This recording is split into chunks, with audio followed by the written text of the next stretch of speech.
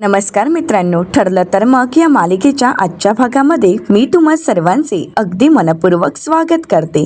आजच्या भागामध्ये आपल्याला पाहायला मिळतं आता सर्वच जण खूप खुश असतात। इकडे नर्स अस्मिताच्या हातामध्ये बाळाला देतात आणि ज्यावेळी अस्मिता बाळाला पाहते त्यावेळी मात्र तिचा आनंद काही गगनात मावत नसतो, ती खूप खुश होते। तर त्याचवेळी कल्पनाताई, सायली, प्रतापराव, अर्जुन, अश्विन सगळेच जण आतमध्ये येतात। सर्वच जण अस्मिताचं अभिनंदन करतात। तर त्यानंतर आता कल्पनाताई अस्मिताला म्हणतात, अस्मिता माझ्याकडे दे बरं बाळाला। आता कल्पनाताई आपल्या नातवाला हातात घेतात, त्याही खूप खुश असतात।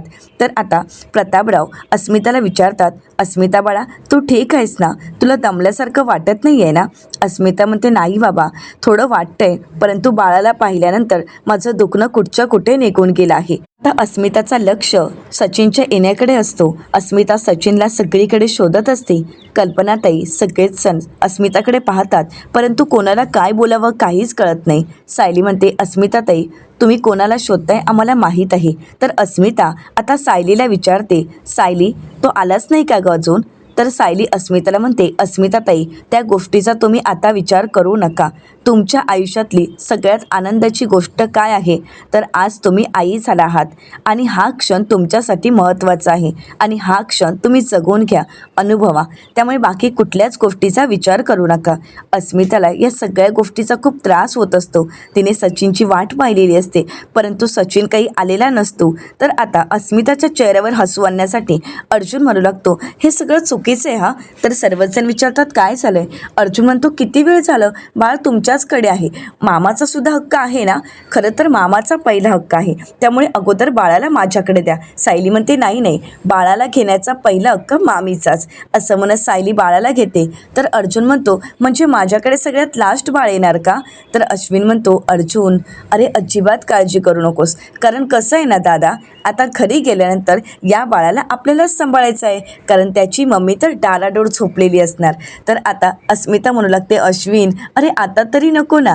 तर सायली बाळाकडे पाहते आणि कौतुक करत म्हणते, अस्मिताताई बाळ किती गोड आहे ना, अगदी तुमच्यावर गेलंय, खरंच तुमच्यासारखं दिसतंय। आणि बाळ ज्यावेळी मातृमुखी असतं ना त्यावेळी ते भाग्यवान असतं असं म्हटलं जातं। अर्जुन म्हणतो, अरे हो रे, खरंच बाळ अगदी अस्मिताईसारखं दिसतंय, नाकच नाही आहे। तर आता सर्वजण हसू लागतात। अस्मिता म्हणते, मम्मा अगं बघ ना, हे कसे चिडवतायत मला। तर अर्जुन म्हणतो, अस्मिताई आता तू सुद्धा मम्मा झाली आहेस, त्यामुळे आता प्रत्येक गोष्टीची कंप्लेंट मम्माकडे नाही करायची हां। तर अस्मिता म्हणते, हो नाही करणार। तर प्रतापराव म्हणतात, हे सगळं ठीक आहे, म्हणजे बाकी सगळं राहू द्यात, आता हे बाळ म्हणजे आपल्या घरचं पहिलं बाळ आहे, त्यामुळे याचं गोड कौतुक तर होणारच आहे, परंतु आता दुसऱ्या बाळाच्या तयारीला सुद्धा लागा। काय अर्जुन, सायली? आता सायली लाजू लागते। तर कल्पनाताई म्हणतात, म्हणूनच तर प्रॅक्टिस होण्यासाठी बाळाला हातात घेतलंय, हो की नाही सायली? आता सर्वच जण खूप खुश असतात, अगदी आनंदाचं वातावरण असतं। कल्पनाताई म्हणू लागतात, बरं अस्मिता मी घरी जाऊन येऊ का? मी तुझ्यासाठी डबा घेऊन येते। तर कल्पनाताईंना सायली म्हणते, आई अहो तुम्ही का दगदग करताय, थांबा मीच जाऊन येते। तर आता अर्जुन म्हणतो, मी पण येतो। आता सर्वच जण सायली अर्जुनकडे पाहतात। तर अर्जुन म्हणतो, नाही म्हणजे अस्मिताताईसाठी काही घेऊन यायचं असेल तर आम्ही दोघं एकत्रच घेऊन येतो ना, असं मला म्हणायचं होतं। प्रतापराव म्हणतात, बरं ठीक आहे। आता सायली बाळाला अस्मिताकडे देते आणि दोघंही घरी डबा आणण्यासाठी निघून जातात। तर दुसरीकडे किल्लेदारांच्या घरी आपल्याला पाहायला मिळतं, प्रतिमा आत्या सायलीच्या फोनची वाट पाहत असतात, परंतु अजूनपर्यंत सायलीने काही प्रतिमा आत्यांना फोन केलेला नसतो। प्रतिमा आत्या विचार करतात, थोडा वेळ सायलीच्या फोनची वाटही पाहतात, परंतु त्यानंतर प्रतिमा आत्या स्वतःहून सायलीला फोन करायला घेतात, परंतु सायली फोन उचलत नसते आणि म्हणूनच प्रतिमा आत्या आता कल्पनाताईंना फोन करतात, परंतु कल्पनाताई सुद्धा उचलत नसतात। तर आता प्रतिमा आत्यांना रविराज सर विचारतात, काय ग प्रतिमा, कोणाला फोन करतेस आणि आता कसल्या विचारात आहेस? तर प्रतिमा आत्या म्हणतात, काही नाही हो, सायली म्हणाली होती ती मला फोन करणार, परंतु अजूनपर्यंत तिने काही मला फोन केला नाही आणि तिचा आता फोनही लागत नाही आहे, म्हणून म्हटलं कल्पनाला फोन करूया। आणि मी आता कल्पनाला फोन करते तर कल्पनाचा फोनसुद्धा लागत नाही आहे आणि लागला तर ती उचलत नाही आहे, दोघीही कुठे गेल्या काहीच कळत नाहीये। तर रविराज सर म्हणू लागतात, अगं दोघेही काहीतरी कामामध्ये बिझी असतील, करतील ना तुला फोन। परंतु त्याचवेळी प्रतिमा आत्यांना प्रतापरावांचा फोन आलेला असतो. प्रतिमा आत्या म्हणू लागतात, हा बघा प्रतापचाच फोन आला आहे. असं म्हणत प्रतिमा आत्या स्पीकरवर फोन ठेवतात आणि म्हणू लागतात, बोल ना प्रताप. तर कल्पनाताई म्हणतात, प्रतिमा अगं मी कल्पना बोलती आहे. तर प्रतिमा आत्या म्हणतात, अगं कुठे आहात तुम्ही, किती वेळ झाला मी तुला फोन करतेय. तर कल्पनाताई म्हणतात, अगं मी आजी झाली आहे, आपल्या अस्मिताला मुलगा झाला आहे. आता हे ऐकल्यानंतर प्रतिमा आत्याही खुश होतात आणि अभिनंदन करत म्हणतात, दोघंही कसे आहेत, नॉर्मल डिलिव्हरी झाली ना. तर कल्पनाताई म्हणतात की हो, दोघेही अगदी ठीक आहेत. तर प्रतिमा आत्या म्हणतात, पण कल्पना अगं अस्मिताला कळा कधी सुरू झाल्या हे तर तुम्ही आम्हाला सांगितलंच नाही. प्रतिमा आत्यांचा हा प्रश्न ऐकताच कल्पनाताई म्हणतात, ते सगळं काही खूप वेगळं आहे, खूप गोंधळ झाला होता, तू इथे आलीस ना की मी तुला सगळं काही सांगेन. असं म्हणत आता कल्पनाताई फोन ठेवतात. तर प्रतिमा आत्या रविराज सरांना म्हणतात, मी देवासमोर साखर ठेवते आणि मग आपण हॉस्पिटलला निघूयात. तर सुमन काकूंना आवाज देतात आणि तयार होण्यासाठी तिथून निघून जातात. तर दुसरीकडे सुभेदारांच्या घरी आपल्याला पाहायला मिळतं, आता अजूनपर्यंत हॉस्पिटलमधून प्रियाला काहीच बातमी कळालेली नसते आणि म्हणूनच प्रिया म्हणू लागते, हॉस्पिटलमध्ये नक्की काय घडलं असेल, अस्मिता मेली असेल का. तसं झालं तर बरंच होईल, सायली अर्जुन माझा शोध तरी थांबवतील. असं म्हणत प्रिया खुश होते आणि परत विचार करत म्हणते की बाळ दचकलं असेल तरीही चालेल ना, कारण सायली अर्जुन त्या दुःखातून कधी सावरूच शकत नाही आणि मानही वर काढू शकत नाही. म्हणजे माझ्या मागावर कोणीच येऊ शकत नाही आणि मी कोण आहे हे कोणाला कळणारही नाही. पण नक्की काय घडलं असेल हॉस्पिटलला, मी फोन करून विचारू का, मी अश्विनलाच फोन करते. असं म्हणत प्रिया अश्विनला फोन करायला घेते, परंतु अश्विन काही फोन उचलत नाही. प्रिया म्हणू लागते, अश्विन काही फोन उचलत नाहीये म्हणजे नक्कीच सगळी रडारड चालू असेल. असं म्हणत प्रिया खुश होते आणि अगदी मोकळा श्वास घेते. परंतु त्याचवेळी प्रियाला अश्विनचा फोन आलेला असतो. आता प्रिया रडण्याचं नाटक करत फोन उचलते आणि विचारते, अश्विन सगळं ठीक आहे ना रे. अश्विन म्हणतो, ठीक, अगं एकदम मस्त आहे, एकदम मस्त, अगं अस्मिताईला मुलगा झाला आहे. आता हे ऐकून प्रियाच्या चेहऱ्यावरचा रंगच उडालेला असतो. प्रिया म्हणते, काय, अरे अश्विन या क्षणाची मी कधीपासून वाट बघते, कधीपासून तुमच्या सगळ्यांच्या फोनची वाट बघते. परंतु आता अस्मिता आणि बाळ ठीक आहेत ना रे, म्हणजे त्यांना काही धोका तर नाही ना. म्हणजे तुम्ही ज्या अवस्थेत अस्मिताला हॉस्पिटलला घेऊन गेला होता म्हणून मी विचारते. अश्विन म्हणतो, हो अगदी खरं आहे, आम्हाला सुद्धा सुरुवातीला टेन्शन आलं होतं, परंतु आता काळजी करायचं काहीच कारण नाही, कारण आता सगळं काही ठीक आहे. अस्मिताईचं बाळ आणि अस्मिताई सुद्धा सुखरूप आहेत. आता आपण मामा मामी झालो आहोत, चला तर मग मामी भाच्यासोबत खेळायला तयार राहा. तर प्रिया म्हणते, हो हो. असं म्हणत प्रिया फोन ठेवते. आता प्रिया पूर्णपणे घाबरून गेलेली असते.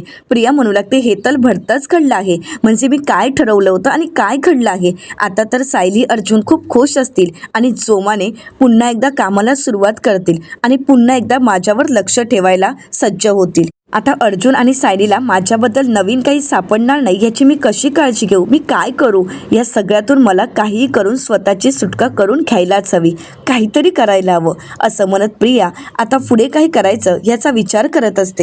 तर दुसरीकडे पाहायला मिळतं, सायली अर्जुनला खट्ट मिठी मारते आणि आपला आनंद व्यक्त करत म्हणते, मला वाटलंही नव्हतं की बाळ येण्याचा एवढा आनंद होईल, म्हणजे आपल्या घरात हे आलेलं पहिलं बाळ आहे आणि किती सर्वजण खुश आहोत ना. खरं तर माझ्यासाठी हा आनंदाचा दिवस आहे. किती सर्वांच्या चेहऱ्यावरचा आनंद पाहण्यासारखा होता ना.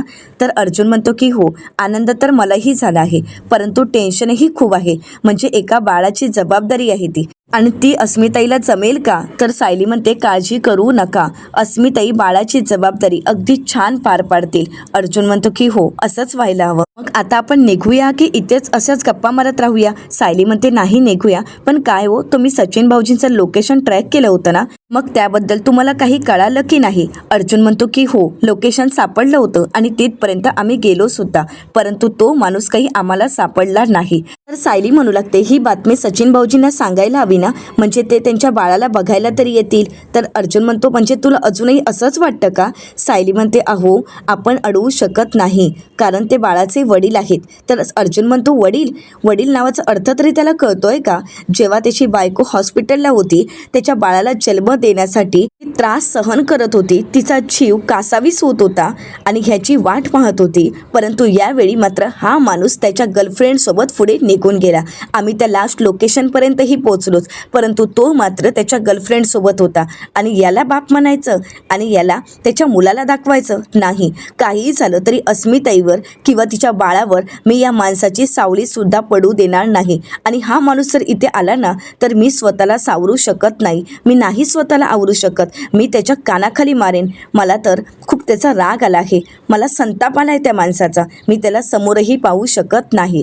तर सायली म्हणू लागते, या क्षणी आपल्याला काय वाटतं याचा आपण विचार नाही करू शकत. खरं तर या क्षणी आपल्याला अस्मिताईंचा विचार करायला हवा. या क्षणाला त्यांना बाळाच्या वडिलांची गरज आहे तिथे. आपण बघितलंय. त्यामुळे प्लीज तुम्ही एकदा सचिन भाऊजींना फोन करा ना. आता अर्जुन म्हणतो, सायली अगं तू काय बोलतेस? अगं त्या माणसाचा पत्ताच नाही आहे. त्या माणसाचा फोन स्विच ऑफ आहे आणि अजूनपर्यंत चैतन्य तिथे पोलीस स्टेशनला बसून आहे. इन्स्पेक्टर मोरे यांच्यासोबत त्या सचिनचं लोकेशन ट्रॅक करण्याचा प्रयत्न करतोय, पण त्याला मात्र ना अस्मिताची काळजी ना तिच्या बाळाची काळजी. आणि या माणसाला मी फोन करू? सायली म्हणते, प्लीज समजून तरी घ्या ना. आता सायली म्हणते म्हणून अर्जुन सचिनला फोन करतो, परंतु सचिनचा फोन अजूनही स्विच ऑफच असतो. अर्जुन सायलीला म्हणतो, घे. अजूनही त्याचा फोन स्विच ऑफच आहे. मग काय या माणसाचा विचार करायचा? आपण निघूयात का? सायली म्हणते, बरं आपण निघूयात. आता सायली अर्जुन घरी जाण्यासाठी निघतात, तर दुसरीकडे पाहायला मिळतं सचिन अजूनही इथे साक्षीच्याच घरी असतो. सचिनला साक्षीचं ते वागणं आठवतं. रागाच्या भरात साक्षीने स्टीलची बॉटल सचिनच्या डोक्यावर मारलेली असते आणि त्याला जबरदस्त मारलेलं असतं, त्रास दिलेला असतो. आणि हा सगळा त्रास सचिनला आठवतो. सचिनला साक्षीचं बोलणं आठवतं की साक्षी म्हणालेली असते की ॲडव्होकेट अर्जुन सुभेदार याची बहीण अस्मिता सुभेदार ही तुझी बायको आहे. आणि त्यानंतर साक्षी पुढे सचिनला म्हणते, मला माहीत आहे की माझं तुझ्यावर खूप प्रेम आहे आणि तुझंही माझ्यावर प्रेम आहे. खूप प्रेम करतोयस तू माझ्यावर, मग सारखं सारखं त्या अस्मिताला भेटण्यासाठी सुभेदारांच्या घरी का जातोस? असं म्हणत साक्षीने सचिनला खूप त्रास दिलेला असतो. आता सचिनला ते सर्व क्षण आठवतात, परंतु त्यानंतर साक्षीने समोर ठेवलेले दागिने आणि पैसे आठवतात. साक्षी म्हणालेली असते की तुला हेच हवंय ना, पैसे दागिने? मग माझ्याकडे आहेत, भरपूर आहेत. यापेक्षाही माझ्याकडे पैसा आहे आणि यापेक्षाही दागिने आहेत. सगळं काही तुझ्यासाठी आहे, पण तू मला सोडून कुठेही जायचं नाही. सचिन विचार करत म्हणतो की साक्षी एवढी विक्षिप्त वागते ना, तिच्या वागण्याची भीतीच वाटते. परंतु काहीही झालं तरी साक्षीचे दागिने किंवा पैसा मिळाल्याशिवाय इथून जाण्यात काहीच अर्थ नाहीये. तर त्याचवेळी साक्षी सचिनसाठी आणि तिच्यासाठी कॉफी बनवून घेऊन येते आणि म्हणू लागते, सचिन हे घे कॉफी. ब्लॅक कॉफी आहे, कारण घरात दूध नव्हतं. साखर पाहिली तर ती वितळून गेलेली होती, त्यामुळे बघितलं तर कॉफी मिळाली आणि मग मी आपल्या दोघांसाठी कॉफी बनवली आहे. तर सचिन म्हणतो, चालेल, काहीच हरकत नाही. तर साक्षी सचिनला म्हणते, ऐक ना, खूप दिवसानंतर मी पुन्हा एकदा घरी आली आहे, त्यामुळे आपण थोडा वेळ इथे थांबूयात का? तर सचिन मनाशीच म्हणतो, माझ्याकडे काही ऑप्शन आहे का? मी जर आता नाही म्हणालो तर अजून काहीतरी फेकून डोक्यात मारशील, त्यापेक्षा थांबावंच लागेल. साक्षी म्हणते, चालेल ना? सचिन म्हणतो, हो चालेल ना, ब्युटिफुल. तर त्यानंतर साक्षी सचिनला म्हणते, आपण थोड्या वेळातच निघणार आहोत. परंतु सचिन मात्र साक्षीला घाबरलेला असतो. साक्षीच्या पुढे सचिनला एक शब्दही बोलता येत नाही. तर दुसरीकडे सुभेदारांच्या घरी आपल्याला पाहायला मिळतं आता सायली किचनमध्ये काम करत असते आणि विमलताईंना म्हणत असते, विमलताई आता मी डबा बनवून घेऊन जाते, परंतु त्यानंतर मी आईबाबांना घरी सोडेन आणि त्यांना संध्याकाळपर्यंत आराम करायला द्या. तर विमलताई म्हणतात, तुम्हाला वाटते की वहिनी आराम करतील, आंघोळ करतील आणि लगेच बाळाकडे पळतील? तर सायली म्हणते, म्हणूनच तर तुम्हाला सांगून ठेवते की आईबाबांना आरामाची गरज आहे, त्यामुळे त्यांना आराम करायला द्या. तर त्याचवेळी अर्जुन त्या ठिकाणी येतो आणि म्हणतो, बायको बोल, मी तुला काय मदत करू? विमलताई म्हणतात, बरं झालं, आता माझ्या मदतीची काही गरज नाही, म्हणजे माझी बाकीची पण कामं आहेत ते मी आवरून घेईन. कपडे वाळत टाकायचे आहेत, झाडांना पाणी घालायचंय, आलेच मी, असं म्हणत विमलताई तिथून निघून जातात. अर्जुन सायलीला म्हणतो, बोल बायको, मी तुला काय मदत करू? सायली म्हणते, तुम्ही काहीही करू नका, हीच माझ्यासाठी खूप मोठी मदत होईल. तर अर्जुन म्हणतो, मामी अगं बोल तरी, मी तुला काय मदत करू? सायली म्हणते, मामा काहीच मदत करू नका. तर त्याचवेळी धावत पळत प्रिया त्या ठिकाणी येते आणि सायलीला आवाज देत म्हणते, सायली अगं अस्मिता आणि बाळ ठीक ठीक आहेत ना? सायली म्हणते की हो, दोघंही सुखरूप आहेत. प्रिया म्हणते मी तर घाबरूनच गेले होते. मला अस्मिताची खूप काळजी वाटत होती. परंतु ज्या क्षणी मला अश्विनचा फोन आला आणि अश्विनने आनंदाची बातमी दिली, तो म्हणाला बाळ आणि आई दोघंही सुखरूप आहेत, तसा मी देवाजवळ दिवा लावला. आणि अर्जुन, अरे तू का किचनमध्ये उभा आहेस? थांब, तू इथे येऊन बस बरं. मी आणि सायली दोघंही स्वयंपाक बनवू. मी करेन ना सायलीला मदत. तर अर्जुन म्हणतो त्यापेक्षा विमलला जाऊन मदत कर ना.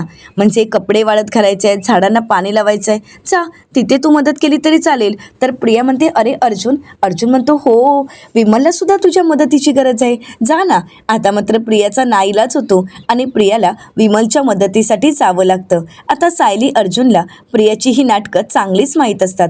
अर्जुन म्हणतो बोल बायको, मी तुला काय मदत करू, कारण तू एकटी काम करतेस. सायली म्हणते तुम्ही तर काही ऐकणारच नाही. तर तुम्ही एक काम करता का, ही गाजरं आहेत ती मला किसून द्या, मला गाजराची कोशिंबीर बनवायची आहे. आता सायली आणि अर्जुन दोघंही मिळून स्वयंपाक बनवत असतात. अर्जुन गाजर किसून देत असतो, इकडे सायली जेवण बनवत असते. परंतु त्यावेळी मात्र तिला घडलेला तो प्रसंग आठवतो. सायली कल्पनाताईंना विचारते आई अहो काय झालंय, सचिन भाऊजींनी काय केलं आहे? त्यावेळी कल्पनाताई सायलीला म्हणतात व्यभिचार केला आहे. स्वतःची बायको असताना भर रस्त्यात दुसऱ्या मुलीला मिठाई काय मारतोय. शी, मला बोलायला तर लाज वाटते. आणि सचिनचं सत्य घरातील सर्वांनाच कळालेलं असतं. सर्वजण त्या क्षणी अस्मिताला सावरत असतात.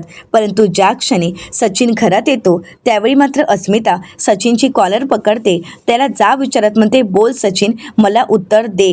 परंतु त्यावेळी मात्र सचिन काहीच बोलत नाही. सायली अस्मिताला शांत करण्यासाठी तिला पाणी देते आणि म्हणू लागते अस्मिताताई तुम्ही पाणी पिऊन घ्या अगोदर. अस्मिता म्हणते मला पाणी नको आहे असं म्हणत ती ग्लास फेकून देते आणि म्हणू लागते सायली तू एक काम करतेस का, त्यापेक्षा मला विष आणून देतेस का? विष आणून द्या. हे दिवस पाहण्यापेक्षा मेलेलं बरं. तर सचिन निर्लज्जासारखा अस्मिताला म्हणतो अस्मिता अगं जी मुलगी मला भेटायला आली होती ती माझी कलिक होती. आता हे ऐकल्यानंतर अर्जुनचा राग अनावर होतो. अर्जुन कानाखाली मारतो सचिनच्या आणि म्हणू लागतो कलिक, कुठल्या कलिकला कोण मिठी मारतं, कोण तिला किस देतं, बोल ना. यापुढे जर असं काही करण्याचा प्रयत्न केलास ना तर याद राख मी तुझा जीव घेईन. मी तुला एक संधी दिली होती, तुला मी म्हणालो होतो की यापुढे तू असं काही करण्याचा प्रयत्न केलास तर मी तुला सोडणार नाही. तू वचन दिलं होतंस ना, मला प्रॉमिस केलं होतंस ना, मग काय झालं त्याचं? त्यावेळी अस्मिता अर्जुनला विचारते अर्जुन तुला या अगोदर माहीत होतं की सचिनचं बाहेर अफेअर आहे? तर अर्जुन म्हणतो की हो, कारण या अगोदर सचिनला मी हॉटेलमध्ये एका मुलीला किस करताना पाहिलं होतं. आणि हे सगळे क्षण सायलीला आठवत असतात. घडलेला सगळा प्रसंग सायलीला आठवत असतो आणि सायली त्याच गोष्टीचा विचार करत असते. अर्जुन सायलीला म्हणतो बायको झाली गाजर किसून, परंतु सायलीचा काही लक्ष नसतो. सायली अर्जुनला अचानकच प्रश्न करत म्हणते काय हो, सचिन भाऊजींचं बाहेर अफेअर होतं हे आपल्या घरात सगळ्यांना पहिल्यांदा तुम्हाला कळालं होतं. मग ज्यावेळी तुम्हाला हे सत्य कळालं त्यावेळी तुम्हाला हेही कळालं असेल ना की सचिन भाऊजींची गर्लफ्रेंड ही साक्षी शिकरेच आहे. आता मात्र अर्जुनला धक्काच बसतो. तर सायली म्हणते म्हणजे ज्यावेळी तुम्ही सचिन भाऊजींना तिथे हॉटेलवर त्या मुलीला किस करताना पाहिलं होतं त्यावेळी तुम्ही हेही पाहिलं असेल की ती मुलगी साक्षी शिकरेच आहे, हो ना? पण ते सत्य तुम्ही घरच्यांना का नाही सांगितलं? आम्हाला कोणाला त्रास होऊ नये म्हणून तुम्ही हे सत्य कोणाला सांगितलं नाही का? तर अर्जुन म्हणतो नाही बायको, सचिनचं बाहेर अफेअर आहे ही बातमी मला कळाली, मी प्रत्यक्ष पाहिलं, त्यानंतर मला काही सुचतच नव्हतं आणि त्या विचारातच मी ती मुलगी कोण आहे हे सुद्धा पाहिलं नाही. खरं तर मला माहीतही नव्हतं की ती मुलगी साक्षी शिकरे आहे. अर्जुनला असं बोलताना ऐकून सायली विचारते खरं तुम्ही खरं सांगताय ना, म्हणजे आम्हाला त्रास होऊ नये म्हणून तुम्ही कुठली गोष्ट लपवत तर नाही आहात ना? अर्जुन म्हणतो नाही बायको, का लपवेन आणि असं काय कारण आहे की मी तुझ्यापासून एवढी मोठी गोष्ट लपवेन, आणि असतं तर मी तुला सत्य सांगितलंच असतं ना. सायली म्हणते हेही खरं आहे, तुम्ही माझ्यापासून कोणती गोष्ट लपवतच नाही आणि लपवण्याचं कारण तरी काय असेल? आता अर्जुन मनाशीच म्हणतो बायको कारण आहे, कारण मी महिपत शिकरेसोबत साक्षीसोबतचं डील करतोय हे तुला कधीच आवडलं नसतं. आता अर्जुन विचारात असतो तर सायली म्हणते काय झाले, कसला विचार करताय? तर अर्जुन म्हणतो हाच की तू जर असा मागचा विचार करत राहिलीस तर हॉस्पिटलमध्ये अस्मिताही उपाशीच राहील. सायली म्हणते नाही नाही, असं काहीही होणार नाही, जेवण झालंच आहे, आता आपण डबा घेऊन 5 मिनिटात निघणार आहोत. तर दुसरीकडे हॉस्पिटलमध्ये आपल्याला पाहायला मिळतं कल्पनाताई अस्मिताला म्हणतात अस्मिता अगं मी पूर्णाईंना सांगितलं आहे की बाळ अगदी तुझ्यासारखं दिसतंय, तुझ्यासारखेच टप्पोळे डोळे आहेत, परंतु अस्मिता काही दिवस बाळाचा चेहरा हा बदलत राहिला. म्हणजे कधीतरी मातृमुखी, कधी असं म्हणत कल्पनाताई शांतच होतात, तर अस्मिता म्हणते पितृमुखी. तर आता सर्वच जण शांत होतात.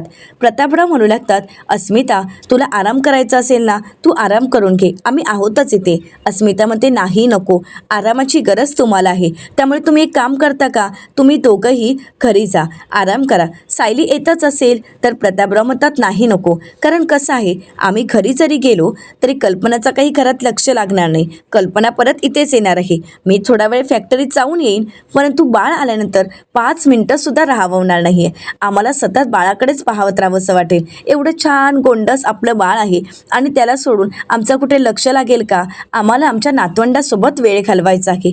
तर त्याचवेळी त्या ठिकाणी सायली अर्जुन येतात. तर सायली म्हणू लागते, काय म्हणतायत आमचे भाचे सरकार? असं म्हणत सायली बाळाकडे पाहते आणि म्हणू लागते, शांत झोपलंय बाळ. प्रतापराव म्हणतात, आता झोपेस सुद्धा हसत होतं बाळ, म्हणूनच नातवाला सोडून कुठे जायची इच्छाही होत नाहीये. तर कल्पनाताई सायलीला म्हणतात, बरं सायली तुम्ही आता आलाच आहात तर आम्ही थोडा वेळ घरी जाऊन यायचं का? सायली म्हणते की हो, तुम्ही थोडा वेळ आराम करूनच या आणि यायची घाई करू नका. कल्पनाताई म्हणतात बरं ठीक आहे. तर सायली म्हणते आम्ही आहोत तोपर्यंत. आता कल्पनाताई आणि प्रतापराव दोघंही घरी जाण्यासाठी निघतात. प्रतापराव अस्मिताला म्हणू लागतात, बरं अस्मिता तू काळजी घे बरं का स्वतःची. असं म्हणत आता अस्मिताला काळजी घ्यायला सांगत दोघंही घरी निघून जातात. तर इकडे सायली आणि अर्जुन अस्मितासोबत असतात. अस्मिता मात्र सचिनचा विचार करत असते. तर दुसरीकडे सुभेदारांच्या घरी आपल्याला पाहायला मिळतं, प्रतापराव कल्पनाताईंना म्हणतात, कल्पना अगं पूर्णाईसोबतच बोलत होते, ती तर एवढी खुश झाली आहे, कधी एकदा आपल्या पंतूचा चेहरा पाहते असंच तिला झालं आहे. आणि ती तर म्हणत होते, खरंच मी भाग्यवान आहे, कारण ती मंदिरात होती आणि त्याचवेळी आपण अस्मिताला बाळ झालं ही बातमी सांगण्यासाठी तिला फोन केला होता. तर अस्मिताला बाळ झालं हे पाहून ती तर खूप खुश आहे आणि मला म्हणाली, कोल्हापूरच्या अंबाबाईचा जोपर्यंत नवस फेडत नाही तोपर्यंत मी काही घरी येत नाहीये. तर कल्पनाताई म्हणतात, पूर्णाई येतील ना त्यावेळी त्यांच्या पंतूला कुठे ठेवू आणि कुठे नेऊ असंच होईल त्यांचं. तर आता कल्पनाताई आणि प्रतापराव खूप खुश असतात. आता प्रतापराव जेवण करून घेत असतात. त्याचवेळी प्रिया समोर येते. आता प्रिया आणि विमल दोघंही समोर असतात. तर कल्पनाताई प्रियाकडे पाहतात आणि म्हणू लागतात, तन्वी अगं काय अवतार करून घेतलायस? तर आता विमल म्हणू लागते, अहो वहिनी मी तन्वीताईंना किती वेळा तरी सांगितलं आहे, घरची कामं करायची असतात ना त्यावेळी असे साधे कपडे घालत जा, म्हणजे भिजले तरी काहीच हरकत नाही. तर प्रिया म्हणते, हो हो असेच आता मी ना साधे कपडे विकत घेई ना, म्हणजे घरच्या कामांसाठी. तर कल्पनाताई म्हणतात, बरं तन्वी अगं तो कोपरा पुसायचा राहिलाय, पुसतेस का? तर प्रिया म्हणते, हो पुसते ना. असं म्हणत आता प्रिया कल्पनाताईंनी सांगितलेल्या ठिकाणी साफसफाई करत असते आणि मनाशीच म्हणू लागते, आता सर्वच जण अस्मिताच्या बाळाच्या अवतीभोवती आहेत, त्यामध्ये सगळेजण गुंतून गेले आहेत. हीच संधी आहे त्या सदा महिन्याला गायब करण्याची, परंतु फोनवर बोलून काहीच होणार नाही. त्यासाठी मला त्यांच्या घरी जावं लागेल. पण कसं जाऊ? या कल्पने तर मला कामात गुंतवलं आहे, परंतु नाही, काही करून मला घराबाहेर पडावंच लागेल. आणि म्हणूनच प्रिया नाटक करत कल्पनाताईंना म्हणते, आई मी काय म्हणते, म्हणजे मी ही सगळी कामं करेनच, परंतु मला अस्मिताच्या बाळाला बघायचं होतं. नाही म्हणजे तुम्ही सर्वजण बघून आलात ना, मला सुद्धा बघायचं होतं, त्याला सुद्धा कळलं पाहिजे की त्याला अजून एक मामी आहे. तर प्रतापराव म्हणतात, हो का, मग तू काल का नाही आलीस? काल तर आम्ही हॉस्पिटलला निघत असताना तू काहीच बोलली नाहीस, हो की नाही? मग आताच तुला आठवण आली आहे का बाळाची? तर कल्पनाताई म्हणतात, बरं असू देत, तुला अस्मिताच्या बाळाला बघायला जायचंय ना, मग जा हॉस्पिटलला. हो पण जाताना मी काही सामान देते ते घेऊन जा, म्हणजे अस्मितासाठी मी काही सामान तिच्या रूममध्ये काढून ठेवलंय ते आणायला सांगते. विमल अगं जा जरा सामान घेऊन येते. आता विमलताई सामान आणायला जातात. तर कल्पनाताई म्हणतात, इथे सुद्धा थोडंफार काढून ठेवलं आहे. असं म्हणत कल्पनाताई आता किचनमध्ये भरून ठेवलेल्या पिशव्या आता घेऊन येतात आणि प्रियाच्या हातात देतात. आता विमल सुद्धा त्या पिशव्या घेऊन येते. आता भरपूर अशा पिशव्या प्रियाच्या हातात असतात. प्रिया म्हणू लागते, एवढं सामान? तर कल्पनाताई म्हणतात, अगं हो, कारण आता अस्मिता 3-4 दिवस हॉस्पिटललाच असणार ना, मग तिला कधी काहीही लागू शकतं, म्हणून मी अगदी कंगव्यापासून सगळं काही दिलेलं आहे. प्रतापराव म्हणतात, अगं तन्वी अगं हे सगळं सामान घेऊन जा, म्हणजे बाळाला सुद्धा कळलं पाहिजे ना की त्याला अजून एक मामी आहे आणि ती किती किती कामं करते, हो की नाही? म्हणजे बाळाला सुद्धा कळेल की आपली दुसरी मामी किती मेहनती आहे. आता प्रतापरावांच्या समोर का होईना परंतु प्रिया हसण्याचं नाटक करते. तर दुसरीकडे पाहायला मिळतं अस्मिता खूप खुश असते. सतत ती बाळाकडे पाहत असते. आता सायली अस्मिताची काळजी घेत असते आणि म्हणू लागते, अस्मिताताई तुमच्यासाठी साजूक तुपातील शिरा आणला आहे, पटकन खाऊन घ्या. तर आता अर्जुन म्हणतो, खा खा पटकन खाऊन घे, मी बनवलं आहे. अस्मिता म्हणते, तू? तर अर्जुन म्हणतो, नाही म्हणजे सायलीने मला थोडीफार मदत केली आहे, पण बाकी सगळं काही मीच केलं आहे. सायली म्हणते, बरं. तर अस्मिता म्हणते, तुमची जोडी ही अशीच आहे, बायको काही करत असेल तर नवरा मदतीला धावणारच. तर सायली अस्मिताला विचारते, काय झाले अस्मिताताई? तर अस्मिता म्हणू लागते, सचिनचा कॉल आलाच नाहीये का ग? त्याने कोणालाच कॉन्टॅक्ट केला नाहीये का? आता अस्मिताचा विचार सतत सचिनच्या अवतीभोवतीच असतो. सायली अस्मिताला म्हणू लागते, अस्मिताताई मी तुम्हाला सांगितलं आहे ना की हा क्षण तुमचा आहे, तुमच्या आयुष्यातला अनमोल क्षण आहे आणि तो तुम्हाला जगून घ्यायचा आहे, तो तुम्हाला आयुष्यभर जपून ठेवायचा आहे. त्यामुळे तुम्ही हा आनंदाचा क्षण अनुभवा. त्यांना जेव्हा फोन करायचा असेल ना तेव्हा ते करतील, तोपर्यंत तुम्ही दुसरा कुठलाही विचार करू नका. आता फक्त तुम्ही बाळाचा विचार करा. तर अस्मिता म्हणते, अगं पण त्याला निदान हे तरी कळायला हवं की. तर आता अर्जुन रागानेच बाहेर निघून जातो. तर सायली अस्मिताला आधार देत म्हणते, अस्मिताताई काळजी करू नका, सचिन भाऊजींना मी कळवेन की ते बाबा झाले आहेत. तुम्ही आता कसलाच विचार करायचा नाहीये, तुम्ही फक्त बाळाचा विचार करा आणि स्वतःची काळजी घ्या. अस्मिताताई तुम्ही अगोदर खाऊन घ्या बरं. असं म्हणत सायली अस्मिताला या सगळ्यातून सावरण्याचा प्रयत्न करत असते. आता सायली कसंबसं अस्मिताला समजावते आणि म्हणू लागते, मी आलेच. असं म्हणत सायली तिथून बाहेर निघून जाते. तर दुसरीकडे आता प्रिया मैना आणि सदाच्या घरी पोहोचलेली असते. आता ती जे काही सांगते ते ऐकून मैनाला धक्काच बसतो. मैना म्हणू लागते, म्हणजे आम्ही इथून जायचं, पण जायचं तरी कुठे सांग ना. तर प्रिया म्हणू लागते, तुम्हाला वाटेल तिथे जा, परंतु तुम्हाला पनवेल सोडावंच लागेल. या पनवेलमध्ये तुम्ही दिसायला नको. तर आता सदा प्रियाला म्हणतात, ए तू काय बोलतेस, तुला तरी कळतंय का? आणि ए पोरी, हे अचानक तुझ्या डोक्यात कुठून आलंय ग? नाही म्हणजे तू आम्हाला 4 पैसे देतेस म्हणून आम्ही तुझंच ऐकावं असं तुला वाटतंय का? तर प्रिया म्हणते की हो, तुम्हाला माझं ऐकावंच लागेल, कारण जितका धोका मला आहे ना तितकाच धोका तुम्हाला सुद्धा आहे. सायली इथपर्यंत येऊन पोचली आहे याचा अर्थ कळतोय का तुम्हाला? उद्या जर सायली अर्जुनला कळालं की मी तुमची मुलगी आहे तर ते अगोदर मला घराबाहेर काढतील आणि मी जर घराबाहेर पडले तर तुम्हाला पैसे कुठून मिळणार? असं म्हणत आता प्रिया सदा आणि मैनाला पैशाचं आमिष दाखवते. तर सदा प्रियाला म्हणतात, जर आम्ही पनवेल सोडलं तर तू सुद्धा पैसे देणं थांबवणारच ना? तर प्रिया म्हणते, नाही थांबवणार, तुम्ही कुठेही गेलात तरी सुद्धा मी तुम्हाला पैसे ट्रान्सफर करत जाईन. तर मैना प्रियाला म्हणते, ग पण असं कसं जाणार? आमची सगळी माणसं इथे आहेत, आमचं हे घर, आमचं हे दुकान इथे आहे, हे सगळं सोडून जायचं आहे का? प्रिया म्हणते, हो दिसतंय ना, हा केवढा मोठा तुमचा महाल आणि त्यातही बाहेर तुमचं एवढं मोठं दुकान आणि तुमच्याकडे कपडे शिवून घेण्यासाठी लोकांच्या रांगाच रांगा लागल्या आहेत, दिसतंय ना मला. तुमच्याकडे खायचे पिचे वांदे आहेत आणि तुम्ही मला सांगणार आहात का की हे सगळं सोडून कसं जायचं आहे? तुम्हाला जर पैसे हवे असतील तर तुम्हाला इथून जावंच लागेल. तर आता मैना आणि सदा नाटक करत म्हणतात, अगं पण असं कसं जाणार? तर प्रिया त्यांच्या हातामध्ये एक चिठ्ठी देते आणि म्हणू लागते, या पत्त्यावर तुमची खायची प्यायची सोय केली आहे, त्यामुळे तुम्हाला इथून जावंच लागेल. सदा मैना म्हणतात, हो पण अचानक असं, कारण त्यांना पैसे हवे असतात. आता प्रिया पैसे पुढे करते तर आता सदा घ्यायला जाणार तर प्रिया म्हणू लागते, 1 मिनिट, हे पैसे तुम्हाला असेच महिन्याला मिळायला हवे असतील तर तुम्हाला तुमचं हे तोंड काळं करावंच लागेल. तर लगेच सदा मैना होकार देतात आणि म्हणू लागतात, हो हो येतो आम्ही. असं म्हणत आता ते पैसे मोजून घेत असतात.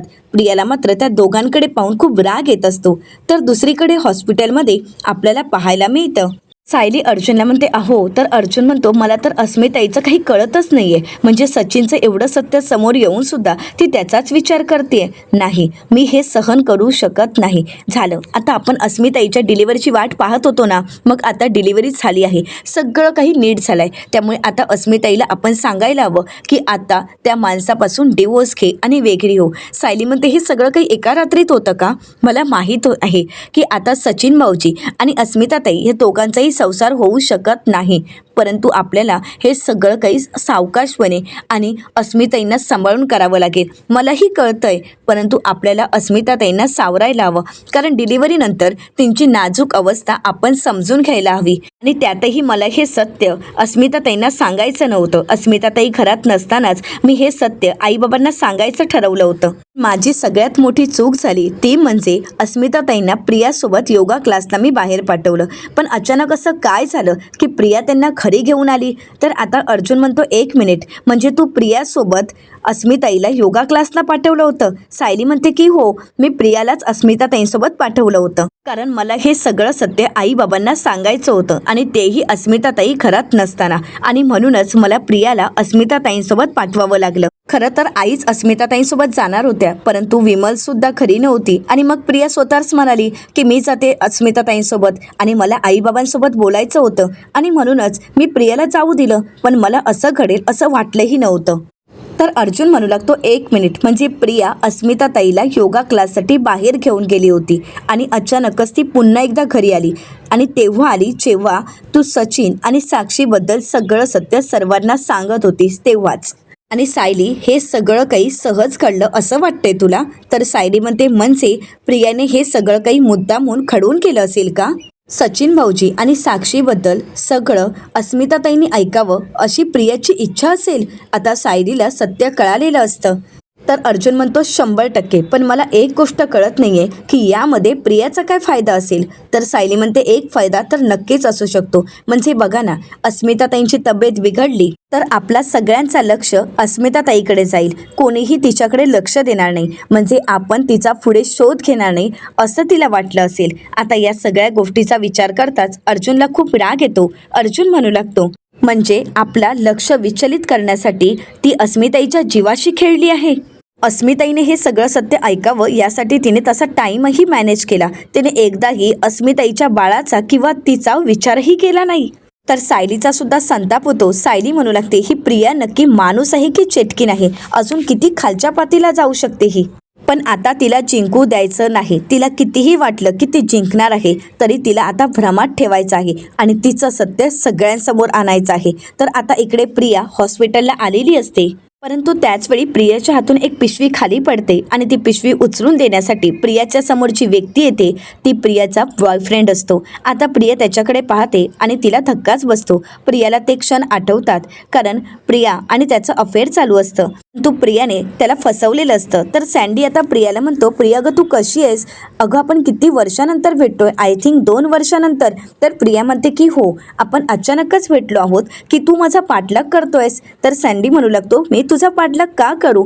तर प्रिया म्हणू लागते कारण तुला आता चांगलंच माहीत आहे की मी एका श्रीमंत घरची सून आहे, त्यामुळे तुला माझ्या मागे यायला जास्त वेळ लागणारच नाही. आणि सँडी, तू कसा होतास ना हे मी अजूनही विसरले नाही. तुझी खूप स्वप्न होती ना रे, कुठल्याही मार्गाने तुला पैसे कमवायचे होते, त्यामुळे तू माझ्यापासून दूर राहशील ना तेवढंच बरं होईल. तर आता सँडी प्रियाला उत्तर देत म्हणतो तशीच ॲम्बिशन्स, तशीच स्वप्न तुझीही होती तन्वी.